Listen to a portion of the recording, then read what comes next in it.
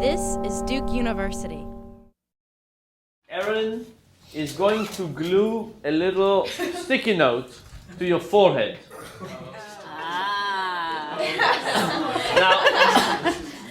Now, you're not going to look at your sticky. Don't look at your number. You're not supposed. You're not supposed Make sure to. it doesn't fall off. You're gonna have to just hold it. Okay, everybody, hold your number. Hold it. Hold your number. These are not good sticky notes. They're like the fake. These are non-experimental sticky notes. Okay. Up. Everybody, hold it. Hold it. Hold it on your forehead. Put the. Okay. So look. Oh, I don't think I think I probably. Okay. Here are the instructions. Probably saw your number, so. Okay. So here are the instructions. You have a number on your forehead. That number represents your value. On out, guys. That number represents your value in this marketplace.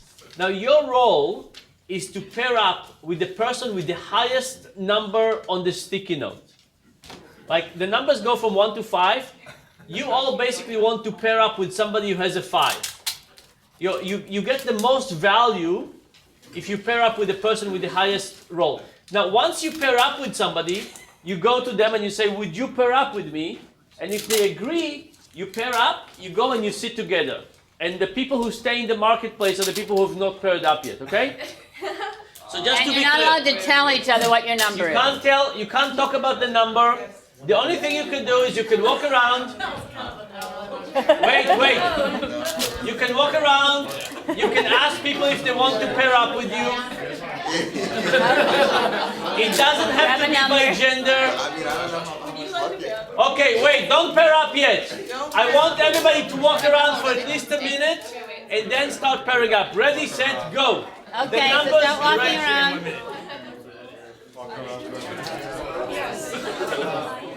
Don't pair up yet, just walk around a little bit, talk to people. Come back to me. Okay, walk around a little bit, look at people. Oh, that's fine. We won't worry about Do you not know what this means? Okay, now, in one minute, are you ready? it. I'm not Hillary. Okay, now try and pair with the highest person you can. The highest person you can. Go for it.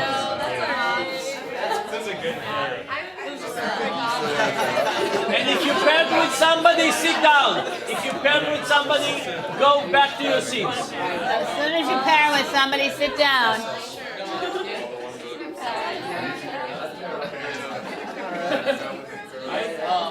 If you paired with somebody, sit down. If you paired with somebody, sit down. If not, keep on looking.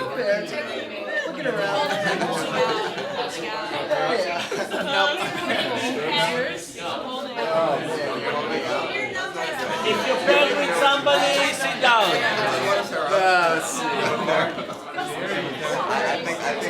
Let's go. Your seats are gone. There are no more fives. I think you should. So, first of all, how many people felt rejected? Okay, all the people who felt rejected, take off your sticky and see what do you have. Now, how many people basically paired up? Actually, everybody have a look at your sticky now. How many people paired up with exactly somebody with exactly the same? Wow. Huh? Yeah. Wow. Yeah. How many people paired up within one difference? Anybody within two difference? Wait. Who? So what did you pair? What do you have?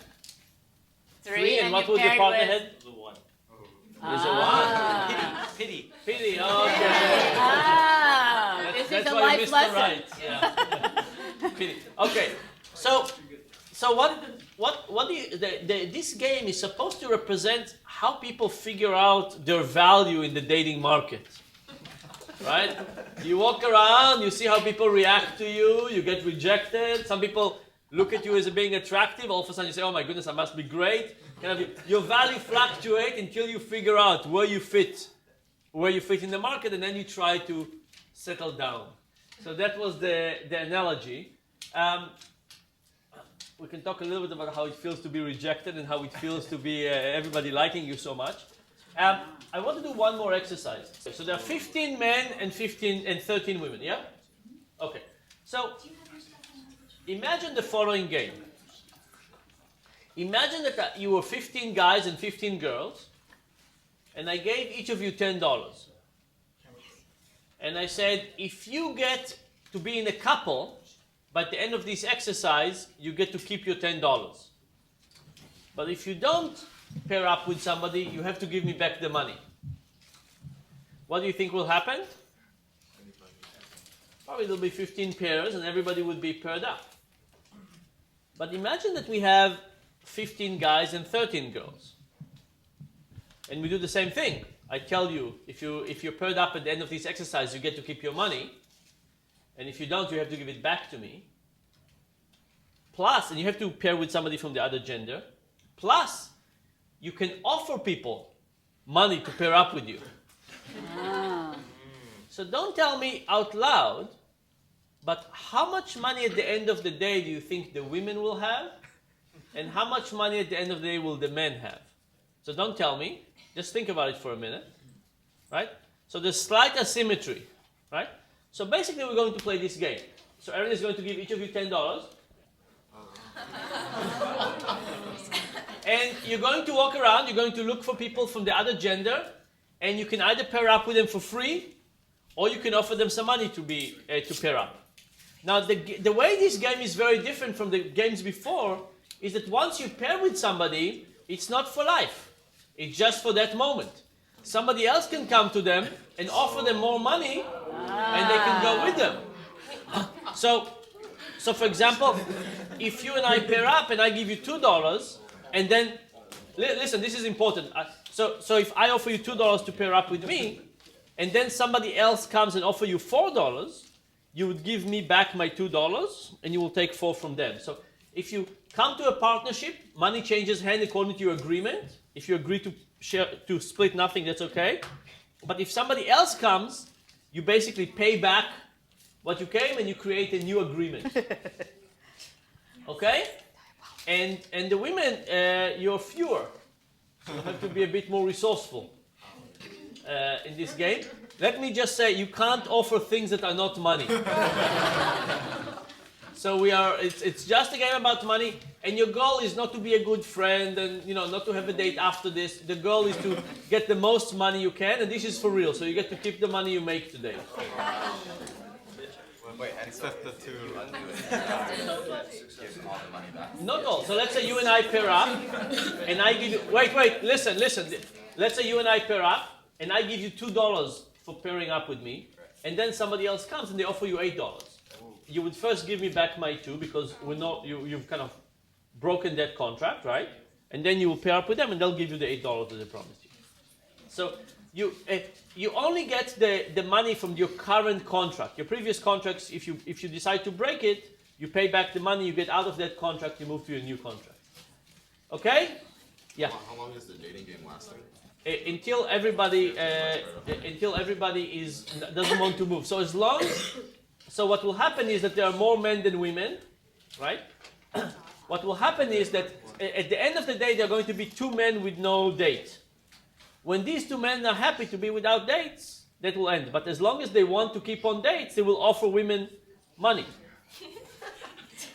But at some point, you'll have no money. At some point, you'll have no money. So it's either when 2 men decided they're not interested anymore, or when people don't have money anymore to trade. Okay, clear? Any questions? Okay, so please, everybody who has money, stand up, come here, and start offering Watch out people. for cameras. And you can make statement out loud. You can say, "Hey, I'm offering $3 to anybody who is joining."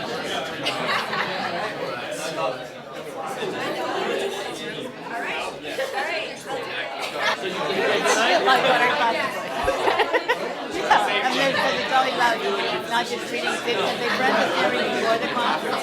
So then we do something for the next. Like we have to see it next.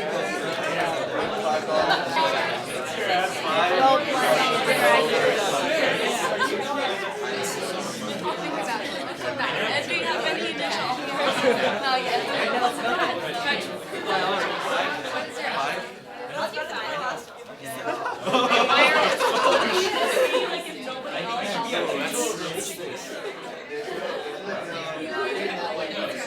That's like a 5 of them knowing frequently. 4. No, I've had so much trouble.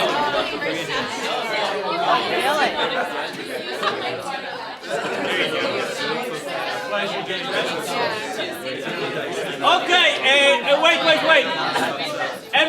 Everybody be quiet for 1 second. Oh, you have it? Just as a gauge for where we are, how many women here No, I- received $1? Nobody? Okay, how many women received 2? How many, what, you are 2? Okay, how many women received 3? 4? 5? 6? I'll go 6. 7? 8? 9? 9 or 2? Okay. Let's continue. If you're a woman and you are a 2, you're not doing very well.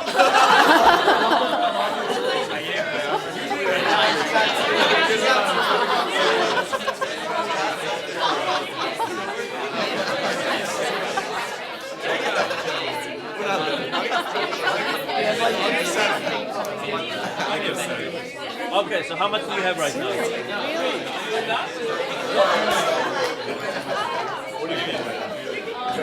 Okay, let's stop for a second. How many women are with $9? I will. How many women are with 8? 1. Anybody at 7? We have 3 with 7. Anybody with 6?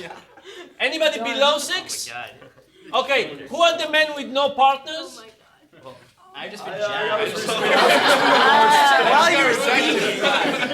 What are you doing? You're going to give me back the money. It's going to be 1 more minute. Unless the 2 men that have no partners, unless you have a partner, you're going to give me back the money. A minute is counting now.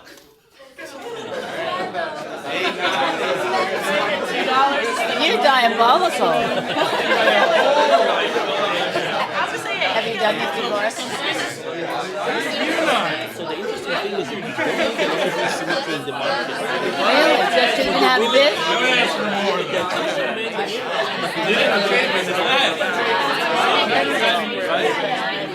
So even a little bit of asymmetry. That's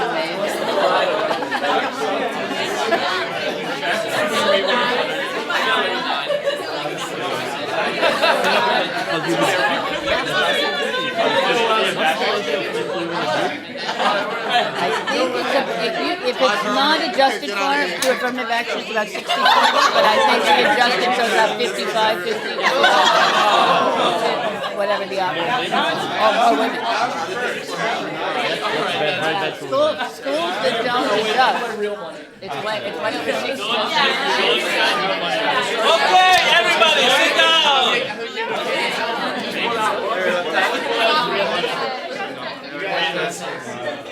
It's bad for women to be in the majority.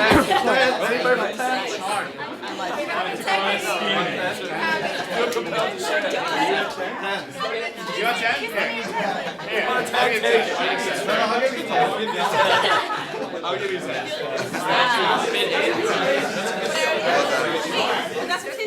Susan, come on. Let's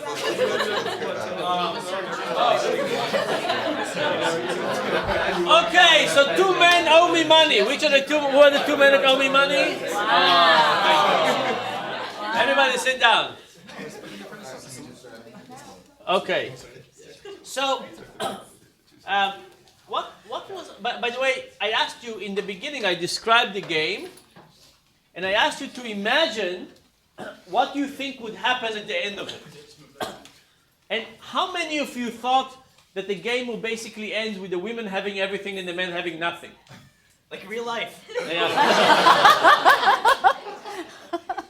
I think in general it's kind of interesting to realize that if you were exactly even, right, if it was 15 boys and 15 girls, life would have been great, but you need a small amount of asymmetry. And this small amount of asymmetry doesn't create a small amount of change in payment.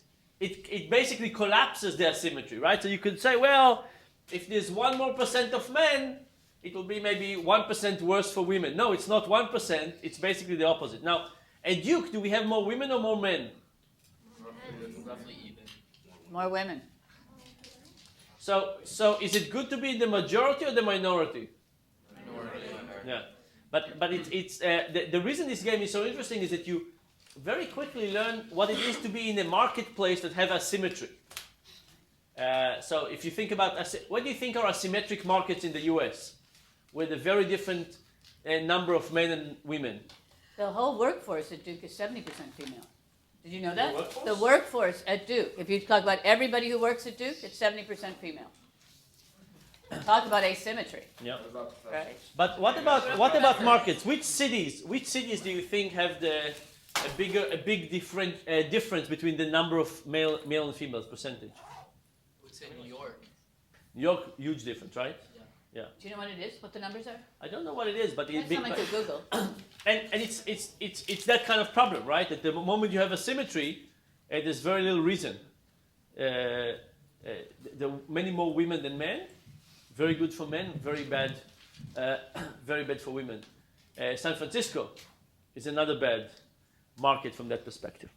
Anyway, so those were the two games I wanted you to think about when you think about pairing.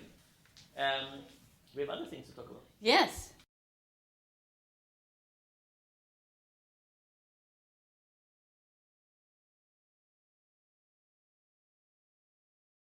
You all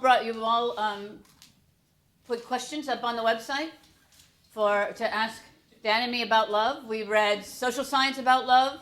We read some short stories about love, and we read some writers' own love letters. And it turns out writers don't do love any better than the rest of us, right?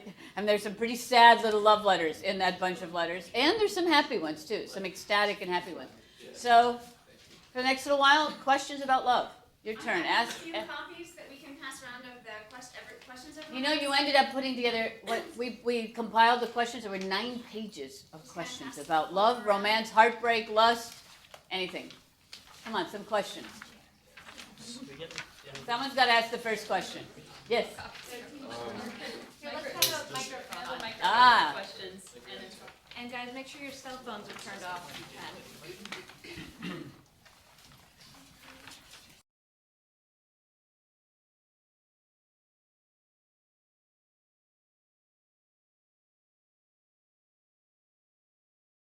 Does distance actually strengthen relationships? Does distance actually strengthen relationships? I don't know that there's any. Do you know if there's any social science on that? Certainly, emotional distance does not strengthen relationships. Yes. Right? Yeah. You know, in other words, so if there is distance, there has to be connection, even though there's distance. So the question was, does distance increase love? And I think there's a couple of ways to think about this problem. I think there is a way in which being apart a little bit helps you miss the other person. So I think that's good. I think the optimal amount is to be away 1 day a week for Write that down. increasing.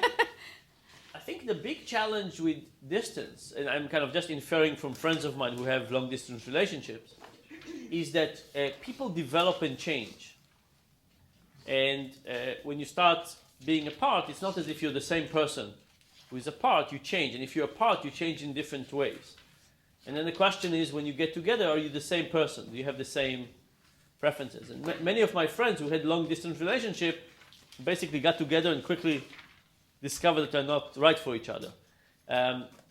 Because you do change. And it's kind of interesting to think about who would you pick as your partner if you thought about yourself as a static person versus you thought about yourself as somebody who changes over time, and that over time you will become more like that person. Right? So if you don't have that person around, you'll develop in different ways. You're less likely to be compatible in many ways. And of course, the adage is distance makes the heart grow fonder, right?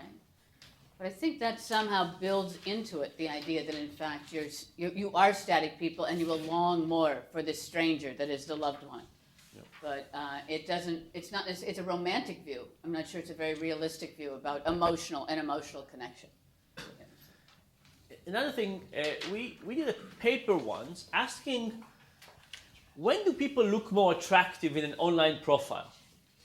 When you describe them accurately or when you describe them in a very general way? Right, so what do you think? When it's more general, right? And here is what happens. If I go online and I describe myself and I say I like the outdoors, and you happen to like skiing, you say, oh, he also likes the outdoors. We like the same thing. You know, when I could have meant nudity. I mean, you know, or you know, something very different. When I say I like music, when, you know, that's also nude beaches. I mean, there's also the outdoors. If I say I like music, what do you think? What comes to your mind? That I like, you know, 16th century poetry? No, you think that I like the kind of music that you like.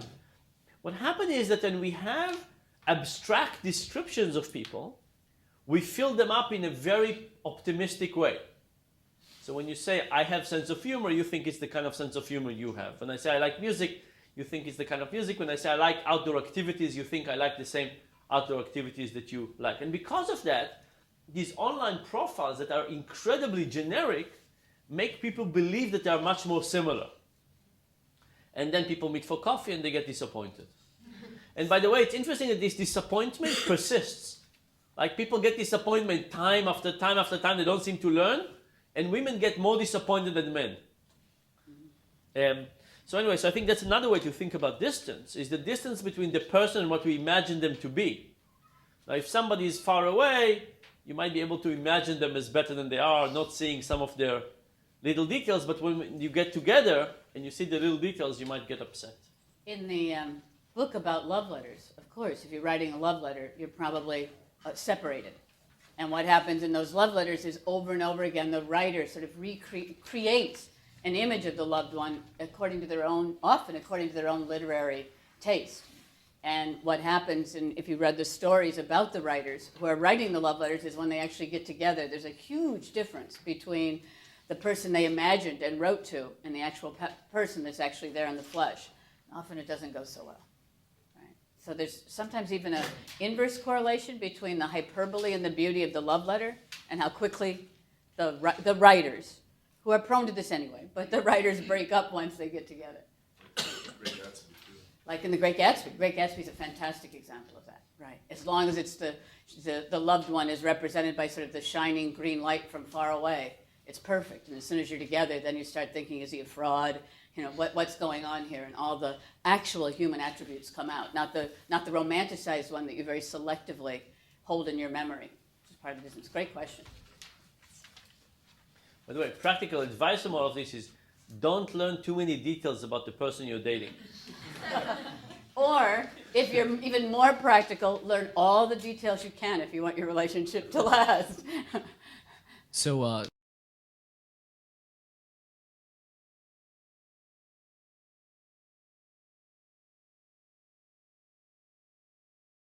So thinking from a purely kind of economic perspective, we want things which other people want. So therefore, do you think it's actually beneficial to a relationship for a guy, for example, to flirt with other girls, to make his girlfriend at least appreciate the fact that, you know, what she has is in high demand? I think that's an interesting perspective, but I think what you would want is you want other women to flirt with this guy and him not to react, right? So it's not about, right? We talk about supply and demand. If I'm a woman and I'm with a guy, I don't want to get a feeling that the guy is not interested in me, but I want a signal that lots of other people are interested in this guy. So I think if you could casually leave love letters from other people around the apartment, making it clear that you have market value, that would be the prediction. And maybe then ostentatiously tear them up to right. show your own worth. Yeah. You also have to think about the flip side of that. One of the stories we read was Gift of the Magi, which I don't know if you saw my note on that. It's actually my least favorite love story because I think it's a really bad message about love. It's very romantic to think that if you give everything to somebody and they give everything to you, it's still going to be love even though you're left with nothing between you. I actually think a little communication is not a bad thing. And they could have been happy if they'd talked about that exchange beforehand. And I think the exchange you're talking about is one that may get somebody more attracted to you, but that might not be the person you want to be attracted to. Triangulation works in the short term. The long run term, it's not a very good recipe for happiness.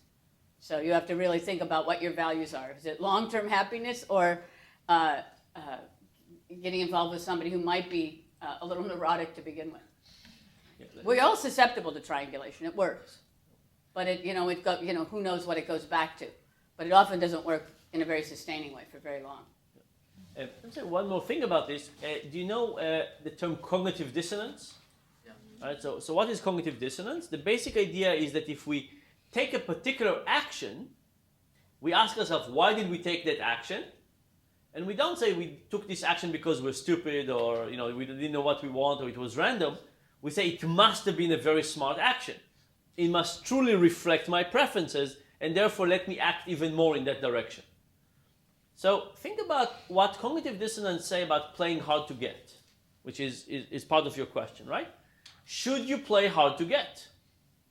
Right? And the idea is yes, right? Because imagine you're a woman. I know both genders can play hard to get, but let's just imagine it's a woman. Imagine you're a woman and you decide to play hard to get. What does it mean? Somebody is going to chase you, and then they're going to say to themselves, why did I do all this?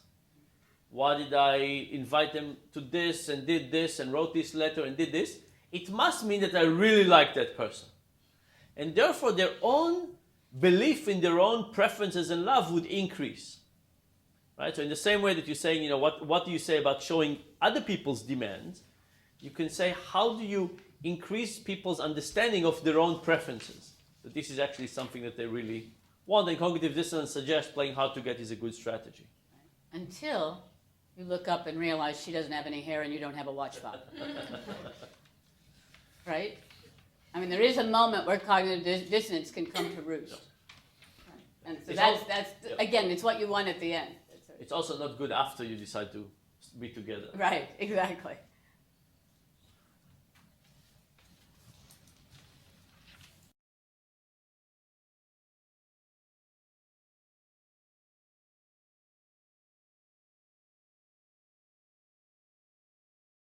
So I'd like to hear what you think about the line between friendship and love. I don't know if you ever heard of ladder theory, but basically women have two ladders. There's a friend ladder and a non-friend ladder.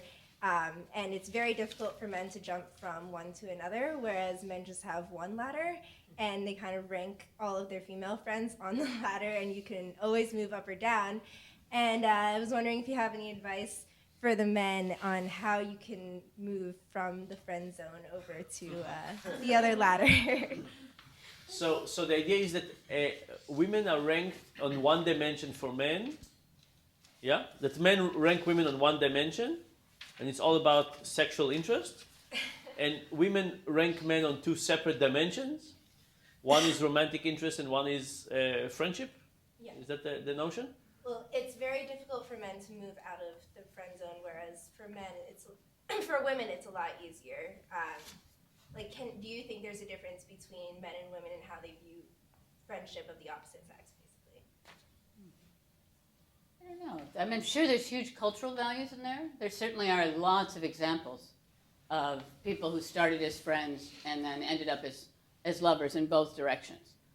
I don't know that I can make. I'm doing a mental survey of all my friends, and I really don't have a gender differentiation. Maybe more with younger people. So One of the most famous is Bruce Springsteen, right? Who played with Patty for years and years and years. Married a model, that broke up, and then looked around and realized the woman who was playing guitar in his band was the woman he wanted to be with, and they've been together ever since. But there's actually quite a lot of examples of that. So I did quite a few years ago. We had a dance party in an academic conference, which it's not necessarily a site you want to. But blot it out.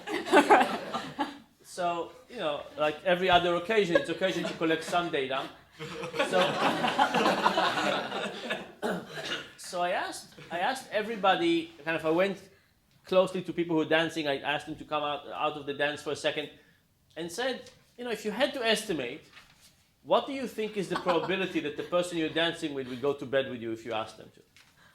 And the gap between men and women was amazing. Like, for women, it was really close to zero. For men, they were really high probability. Now, I think that what happens is that men look at a lot of signals as signals of sexual interest. And I think it's kind of a way to interpret. So, you touch somebody's elbow, and there's a way to interpret it that you're trying to move them so they don't get their elbow dirty from some server, or there's a way to interpret it as your interest. Men are going to interpret it as the interest. I think it's incredibly general. So that's one thing, right? And then an interesting question that I asked women, and the women at the conference said this was not the case.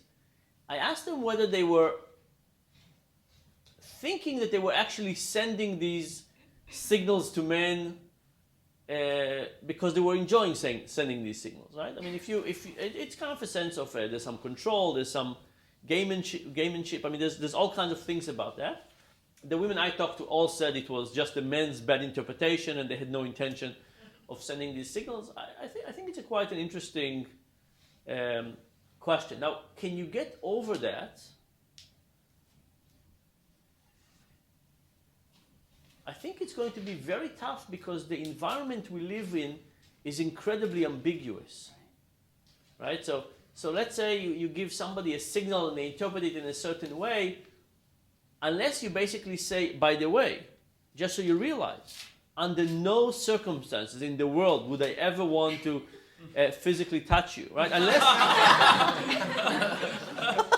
Unless you're incredibly clear, this ambiguity allows for lots of wishful thinking to take place, which is very hard to learn in those circumstances. Very hard to learn, and even harder to communicate without seeming rude, right? So I would have two comments. One, I think it's hilarious that at a dance party, which already has all the strikes against it, for an academic you turn it into an experiment. Two, if you walk into any supermarket or or any place, magazine store where you see magazines, the covers are all about women looking as solicitous and as sexual and as inviting as possible. And if they're men on the covers, it's looking as stern and uninviting and unreceptive as possible. Or if you know anything about male and female modeling, the way you model as a man is by looking like you're not modeling, right? Have you ever seen you've all seen, right? Male runway models, you're supposed to pretend that you're not interested at all, right? That you're just kind of walking down the street. So we learn languages very, very early, or Barbie dolls versus Ken, or versus the little dolls. What are the dolls kids? What is it? G.I. Joe, or any of the superhero dolls, right? The poses are extremely different. And so you're learning pretty early. I mean, we learn what our culture tells us to learn. You're learning pretty early how to look invitational versus not so invitational. But it also, I don't know what that does in terms of, you get used to thinking women are offering themselves, right? If that's the culture you live in. By the way, for the men here, how many of you feel that in many of your social interaction with women, you're not really sure what are the signals that they're sending? And for the women here, how many of you feel that when you send signals, you're quite clear about it? Okay, just one. So the women... the women also think that you're sending ambiguous signals. It's tough. It's very tough. But I bet everybody in this room, I'm not going to ask for them, but I bet every single person in this room has a story of miscommunicated signals. Am I wrong? Okay, let's ask as a group. Is there who in this room has a story of a miscommunicated signal? I certainly do. Where you thought you were saying one thing and somebody else thought you were getting something very different. Yeah. And part of the trick, I think, is that we hate being rejected, right? Coming to somebody says, you know what, I've loved you for a long time. I would really like to spend some more time with you, and say, I have never felt anything like this for you. It's a really oppressive thing, right? So what do? We try to protect our ego by trying to signal after signal after signal, but we never say things directly because the rejection is just so painful. And to put it the other way, it's also hard to reject somebody. You know, people have a really, really hard time being straight with one another, right? Giving the bad news. In fact, we've talked in here a lot about formal crits that, like, the MFA students who are working with us in this class have to give if you're an MFA student at Duke, every Wednesday for 3 hours, you sit in a room while someone presents presents their work, and an expert, a teacher, and then another student criticizes that work for 3 hours, and then pretty soon you're up there. That's a skill most of us do not have to go through, right? You learn very early how to take crit and give crit, but you also learn to live in a world where you're going to get rejected a lot. That's a hard thing. Have any of you, I bet most of you have never been through something like that, right? 3 hours of systematic criticism of your work? You get married for that. Yeah, right. Next, another question. On a more personal note, how did you know that you were in love when you met your significant other? Whoa. Oh, he's going to kill me. He's going to kill me if I tell this story, but here I am. It was a ladder story. I had a really good friend, and he was totally uninterested in me. I was totally uninterested in him. We'd been on committees together. His aunt died the same weekend that my grandmother died. And I went off to New York for her funeral, and he went off to New Jersey for his, I said aunt, it was his uncle who passed away. And we came back. I came back, he came back, and I gave him a call. Again, no interest whatsoever. And I said into the answering machine, back in the days when they were answering machine, I said, "Hi, I really missed you." And then I realized there was this word, this tone in my voice that I didn't even know was going to be there. And I hung up and thought, he'll never know. And then, like, about 3 hours later, he came back into town, called me, he's like, "Hi." And we've been together ever since. So it was a total ladder story, I promise you, a second before I heard in my own voice and knew it was going to be recorded on the answering machine that I missed him, I would not have known. That's interesting. Not so smart, but it's interesting. So I guess that's a classic ladder story for both of us in both directions. And I think it's also the case that when you tell somebody you care about them, it's actually a very strong aphrodisiac for most people. No comment. No, even though it's, you put yourself in an incredibly dangerous kind of emotional situation of being rejected, by telling somebody how you feel about them, there's a better chance that they would reciprocate. So you're not going to tell your story? There's so much to tell. So I met, anybody took a class with my wife? So I met, of course you took her. So I met Sumi in grad school. We were on a committee together. Committees are very, very good matchmaking situations. Not. Actually, we have one of the. So we started being friends, and I practiced my culinary skills on her. I'm a fantastic chef now. And then the first time I told her I loved her, she told me I probably don't understand what love is. Whoa. This was tough. But on the good side, when I was 13, I walked in the desert from Jerusalem to the Dead Sea. It's a 5-day hike. And it's kind of a hike in the desert. You know, there's not much to see. So I found this little rock, and I would pick it up and I would throw it, and I walked 100 feet and pick it up and throw it, and I kept on doing this for 5 days. By the end of the 5 days, I got attached to that rock. So I kept on carrying it with me. And I took it scuba diving and flying and traveling. It was like a 1 pound rock, right? It's not easy to carry, but I got attached to it. And when I decided to ask Sumi to marry me, I broke a little piece of this rock and I put it into a pendant. And the jewelers were really surprised about why I spent so much money putting a useless rock as a part of the pendant. And she wore it up until we had kids. Wow. No, she took it off then. But then in December we went, I proposed to her in France, And then in this last December, we went to Paris again, and I made her a better version of that pennant, and gave it to her on the flight to Paris, which was also very nice. It's very hard to be married to me, by the way. It's very easy to be married to me. Yes.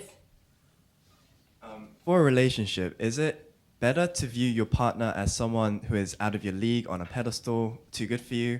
Or is it better to view your partner as someone who's on the same level, a bit more realistic about them, and hopefully you won't view your partner as someone inferior to you? I guess I don't really know those. I'm not sure how to answer that, because on the one hand, I think if you're in love, you do tend to see the best parts in your partner and hope that they see the best parts in you.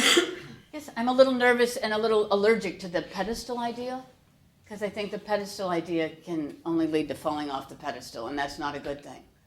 But I think there is some point of selectivity and loving those parts of somebody that you really admire, and just maybe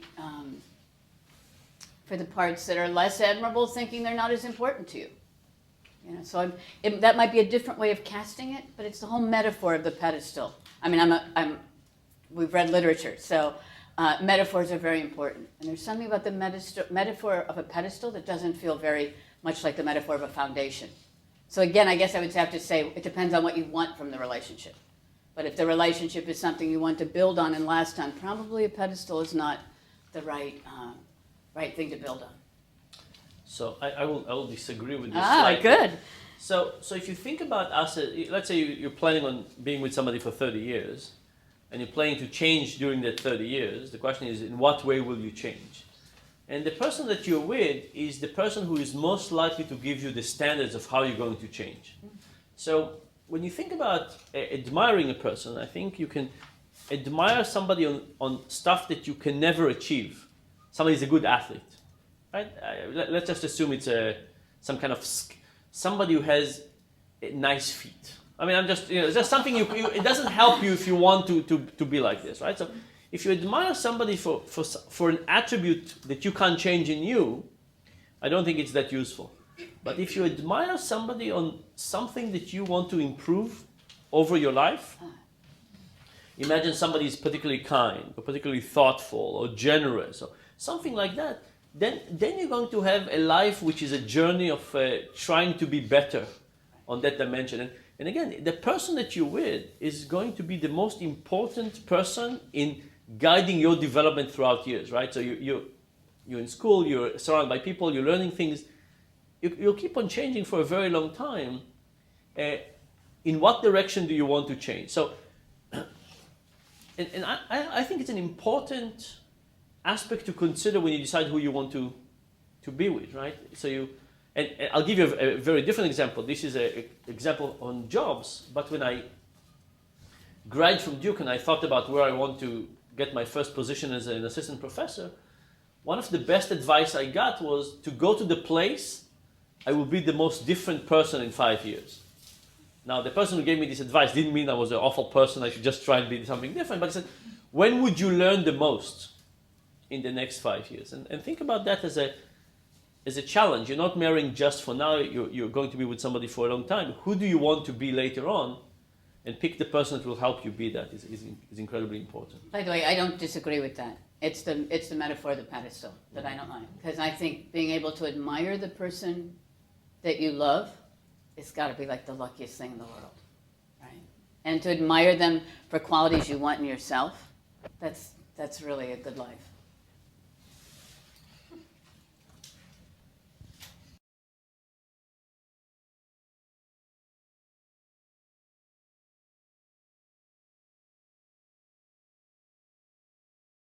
So going back to the topic of rejection that Dan spoke about earlier, it seems as though there are these two strategies. The first is obviously to know what your self-worth is and to make sure that the probability that you get rejected is lowest by by aiming at people who you see are on that plateau with you. Yeah.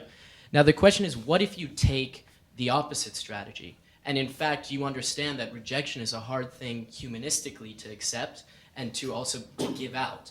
And therefore, you aim for people who are, quite frankly, on a different plateau. The supermodel effect, so to speak, right? Isn't that strategy advantageous towards yourself, provided that everyone doesn't pursue that same strategy? Yeah, so if you have no psychological pain of being rejected, right? Let's say there's no cost of time or a mental cost for being rejected. Selfishly, you should go for start from the top of the market and make your way down, because somebody else might mistakenly, or you might discover some odd preferences that somebody has, right? That you wouldn't have guessed otherwise. So that's true. I mean, the problem is that it's time consuming. Think about it. By the time you get married, on average, all of you, how many people would you have dated? I mean, very few, right? How many of you think that by the time you'll marry, you would have seriously dated more than 12 people? Seriously. Not hooking up. Serious dating. Serious committed Seriously, relationship. it's like at least a weekend. No. At least 3 months. Right? It's very unlikely, right? Most people, it's like 3 or 4. So the sampling that you get is incredibly low. So there's tremendous cost in kind of a very broad strategy. Wouldn't you say, though, that rejection from someone way above you is less painful than rejection of actually someone on your level? Depends on how much. not know. Yeah. And it depends on how emotionally you're invested in them, right? I don't think the rejection is about their level or their presumed level or yours, but how much you're in love and how much of your own emotional self is being rejected. You know what? I think that rejection is just incredibly painful. So painful. Like, it doesn't have to be romantic. Like rejecting academic papers. I mean, it's just incredibly personal, right? Somebody is saying, from all the people in the world, I don't want for that particular thing, right? It's hard not to take it personally. Now, if you can, I think it's incredibly useful, but I think it's tough. Do you all know that famous quote from Faulkner? Between grief and nothing, I would choose grief. Meaning, if you don't put yourself out there, if you don't court rejection, offer yourself for the possibility of rejection, you have nothing, and he would rather have grief. And then there's a very famous French noir movie by Godard as the director, where the character, a kind of existential character, says, grief is stupid, I'd rather have nothing. But it's all about how much emotions do you invest in a situation, how much emotion do you put in a situation, and how vulnerable does that make you. Faulkner's idea basically is, if you don't put yourself out there to be rejected, as awful as it is, it's even worse than nothing.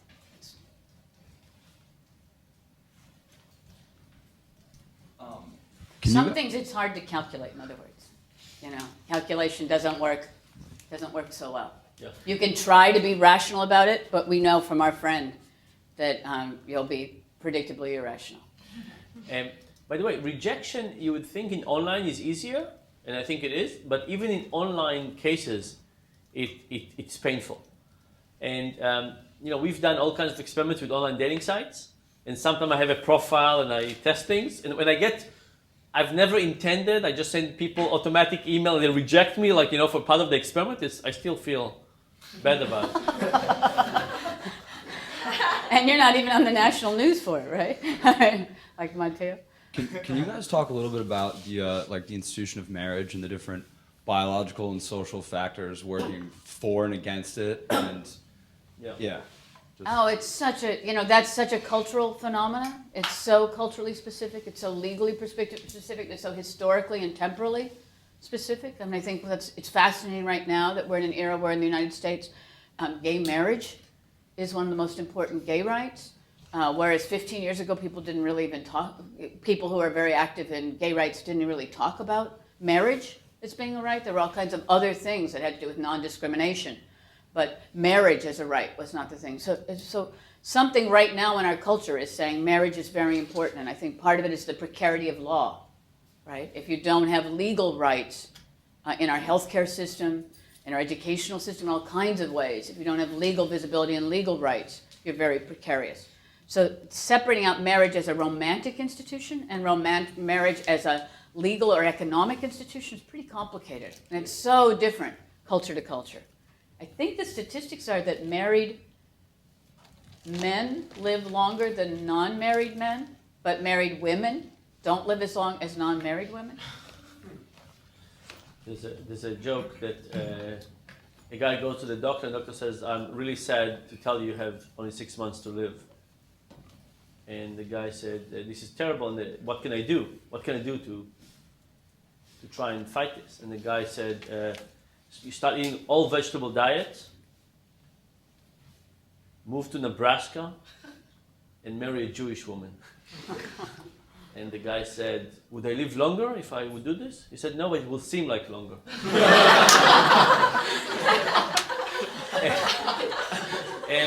Edit that one out.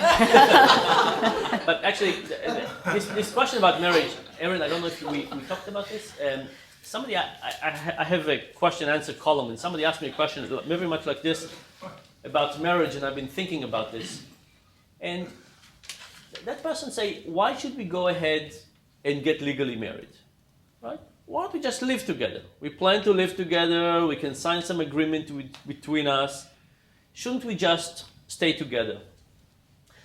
And I haven't written him an answer yet, but here is my thought so far.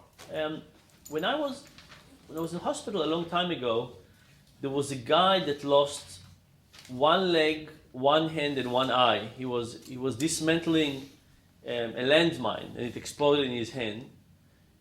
So he was, and then it's not as if the rest of him was, perfect, but he lost a hand, a leg, and an eye. And he had a girlfriend that 6 weeks after the injury left him. And everybody else in the rehabilitation center was outraged, but the guy actually defended her. And he said, she didn't sign up for this. And the mental exercise I want you to do is to say, imagine that they were just dating. Imagine they were engaged. Imagine that they were married in a civil court. Imagine they were married in a religious ceremony. And imagine they were married in a huge wedding with 1,000 people around. What would have happened to the commitment? And imagine if that was one of your friend's girlfriend, that you were the friend of this guy who got injured. How bad would you feel about her under all of those conditions? So how many of you would feel that it's a worse thing to do if they got married rather than if they just had a handshake marriage? Right? So for me, that's part of the intuition that you say to yourself, oh, we are a modern couple, we are modern people, we can just handshake, we don't really need that. But there is something very different about it. All of a sudden, the social contract, forget if you say the words for better or worse or not, the social contract does change when things change. There's somehow an increased commitment of what it means. And I think he was not upset with her because she left, but if they were engaged, I think he would have. And if they were married, I think she wouldn't have let herself in that. So I think it's kind of interesting because even if you think of yourself that you're not influenced by marriage, under the right circumstance, it would still matter. And I think part of it is, rituals are incredibly important. You stand there and you say a few things and you think of all your ancestors that have said the same thing, and there's lots of people out there, and if you spend more money on it, there's also cognitive dissonance, right? Why did I spend all this money? Must be I really love that person. Really planning on staying for a long time. I think all of those things have some kind of wisdom in it. It actually strengthens the relationship. One of the things that I really, it's kind of really sad about online dating. How many of you, by the way, have tried online dating? Just for fun? No? Just one? Yeah, I guess you're in college. Only one honest person. Well, no, right. No, because you don't need to. You're in college, right? Right. So one of the problems with online dating is that you're in a relationship with somebody, and they upset you, right? Because from time to time people upset you. But if online dating exists, you're a click away from the profile of 1,000 wonderful people. And we know online everybody looks wonderful, right? So what are the odds that you would work through your difficulty in a relationship? Not that high, right? The moment you decide about marriage, I think it changes your time horizon, your commitment, and therefore also your decision what to work on and when to bail out in a very different way. If marriage didn't exist, that might be very different. But because it does exist, it's like throwing the rock 5 feet ahead, right? You know where you're going, and you aim for it in a different way because you have a marker. And if marriage is your society's marker, that's kind of everything else is aimed backwards from it. The Raymond Carver story we read is pretty powerful about that. Carver is a famous writer for not saying what he's really saying. But here you have two relatively newly married people. One couple's been married 5 years for a second time. One couple's been married 1.5 years for a second time. And the Mel character is very good at pronouncing about what love is or isn't. And it's clear that what he's not saying is basically talking about his inability to love the woman he's with and his ability to get over the woman he divorced and he says he hates, even though that's never said in the story. And the story in the Raymond Carver, this is the story, what we talk about when we talk about love. The story in there that I think is so powerful, that the new wife just doesn't want him to tell again. Please don't tell that story again. Is the story of the old couple who's hit by the young man, by a drunk driver. And they're both in the hospital in full body casts. They barely make it through. They know finally at a point they maybe are going to make it through, but the man can't get over his depression for one reason. They're in this couple in their 70s, because the cast he's in won't allow him to turn his head to look at his wife, who's also in a cast in the next bed. It's a pretty powerful metaphor. And the fact that Mel keeps telling that story, I mean, there's a word in it that suggests he's now told that story many times. He's the doctor who was actually there at the scene of the accident, or at the ER when they came in. The reason he tells it over and over again is clearly there's something powerful about that love that he himself can't get to in his current relationship, and maybe got to in the woman in the relationship that he now says he hates, and the woman he now says he hates. All of that's unspoken, which I think makes it a far more haunting and powerful story, with that very, very beautiful ending about the things that they're not able to say together at this table as they're all getting drunker and drunker together, and not talking about that kind of love that would put you in a depression with somebody you've been married to 50 years just because you can't turn your head to look at them. I'm going to do a housekeeping question. My watch, appropriately, I guess, has stopped at 2 o'clock. I know that's not the correct time. What is the time? 4:11. 4:11. Okay. So we have a little more time, and then maybe one more question? Sure. Amanda, you go ahead. I wanted to know what is your favorite real love story, a real couple, and what is your favorite literary Wow. love story or couple, and why? Well, my favorite real love story, of course, are myself and my husband. Actually, I'm going to say something. My father and my stepmother are pretty astonishing. They're 87 and 86. Maybe about 3 or 4 years ago, my stepmother had kidney cancer and had one of her kidneys removed. Then she got shingles. Then she fell and broke a leg. And she came through all of that. And I said, "You are so tough." And she said, "I had to."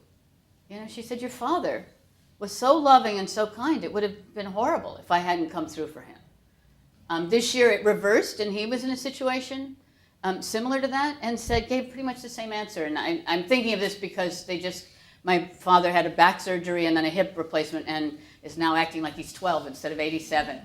And I talked to them last night, and they just came back from a 2-week cruise to Hawaii, warning us yet again that there's going to be no money left when they die, because they're having a great time and they're spending it all.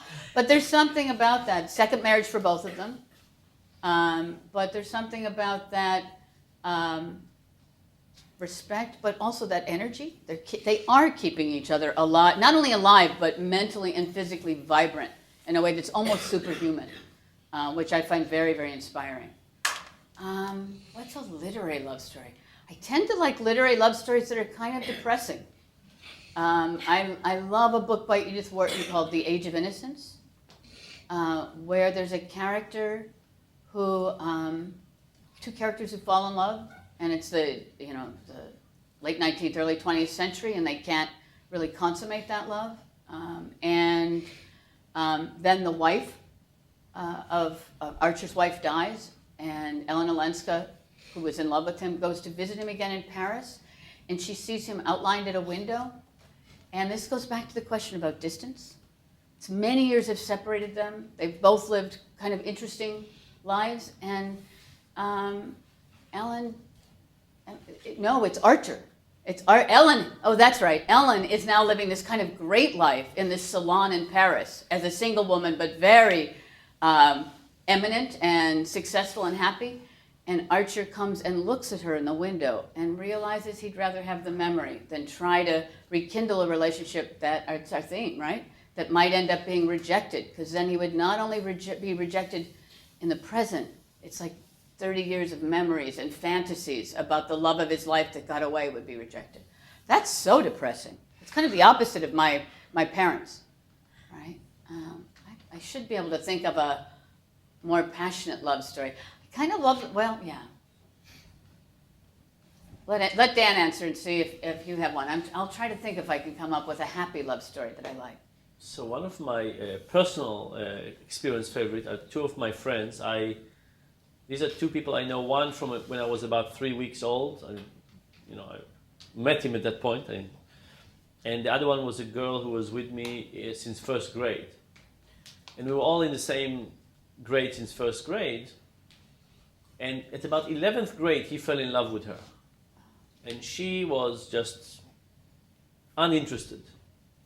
And he went to the army to serve in her brother's unit, under her brother. So he was 4 years in the submarines. And he would, the guy would just do, it was just amazing, the length he would go to spend time with her. He would book vacations, and she insisted they stay in different rooms. It was like basic training for many, many years. And then finally, at some magical point, she agreed to marry him. And I thought this was an amazing triumph of the human spirit and persistence. So that's, really very impressive. In terms of literary figures that have, I think, influenced my opinion the most about, or made me think the most about relationship, is of course Fiddler on the Roof. Do you love me? And so on. And this I think is an interesting question of what love is about. So there's a study in India that looks at arranged marriages and love marriages, and they look at how happy they are. So imagine this was happy, and this was duration of the relationship. So the love marriages start happier, the arranged marriages start less happy, but then the arranged marriages increase in happiness, the love marriages decrease on average in happiness, and they cross at year 3. And for me, this is kind of a big question about, when you fall in love with somebody, you can see yourself in love with them, and you mistakenly think you'll stay in love with them forever. That's kind of the perception, right? You're feeling like this now, completely engulfed by these emotions, and you say to yourself, I'll probably feel like this for the rest of my life. It's a really good idea to get married. The odds are that the initial love would subside, and the question is, will something else take its place? This is, by the way, why I also think it's good to get advice from other people. It's really painful, right, to ask our friends if they like our girlfriends and boyfriends, but they actually have a better view because they're not infatuated. They can see the potential without actually being, completely captured by hormones.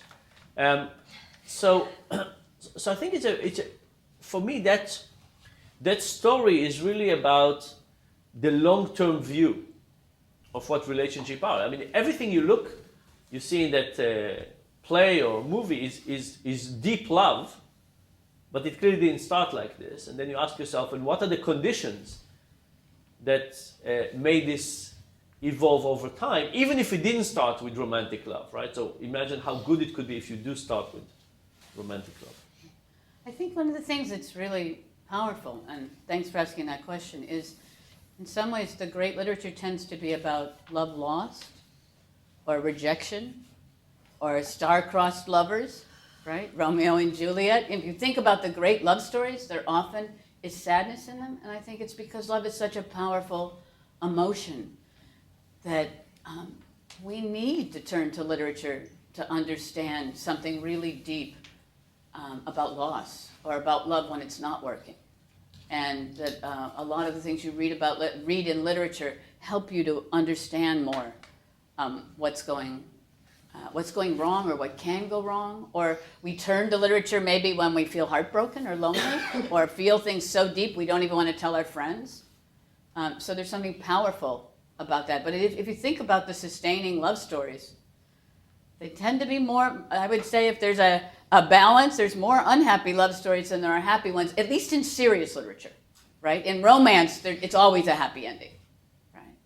But in serious literature, it tends to be much more negative. I think we probably should do one more question. You can choose which one of the two of you.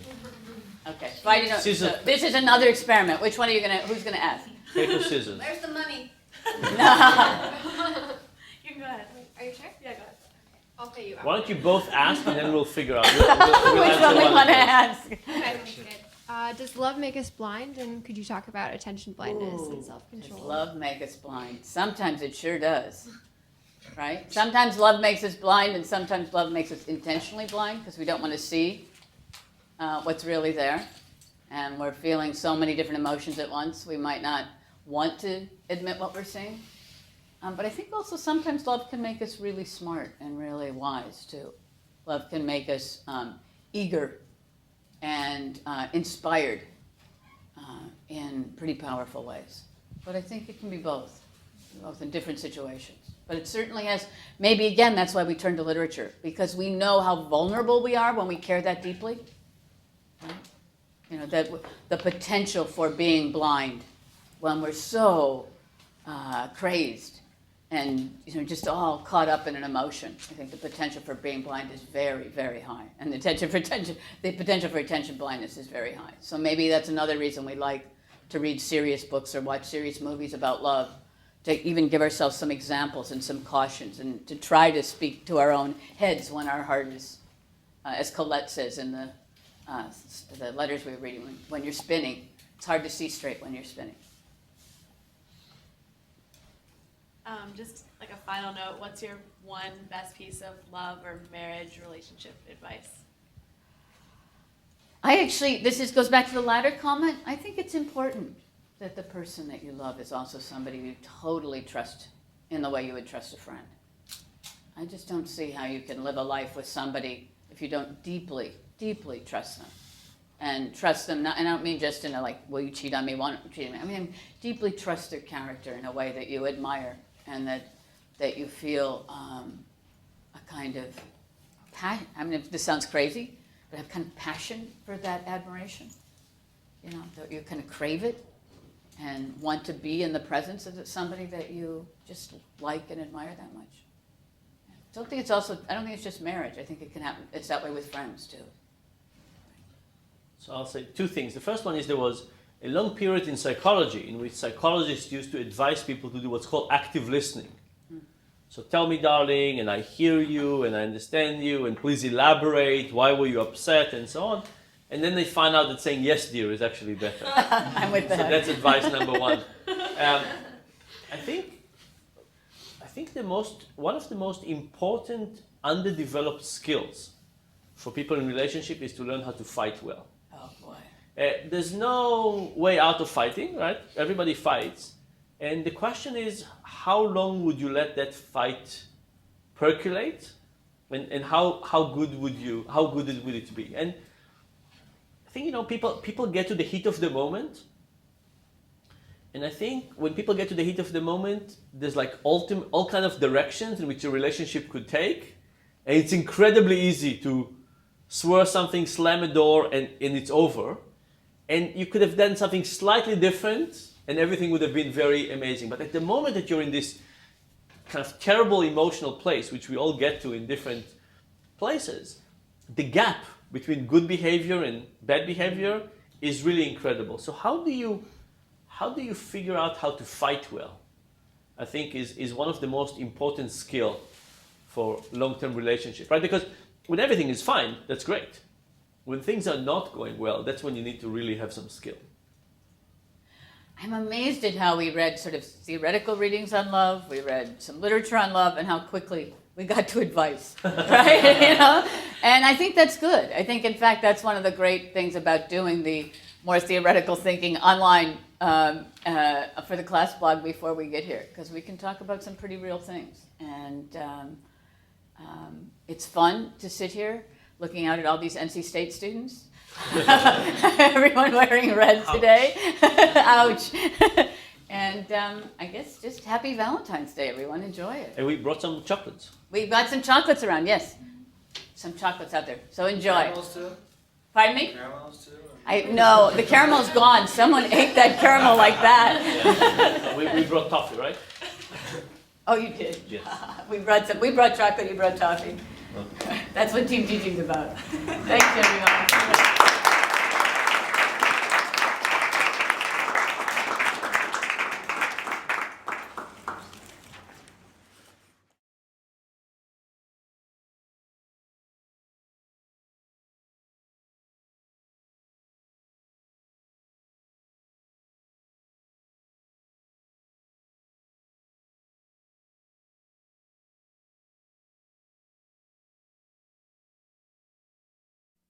Produced by Duke University. Online at duke.edu.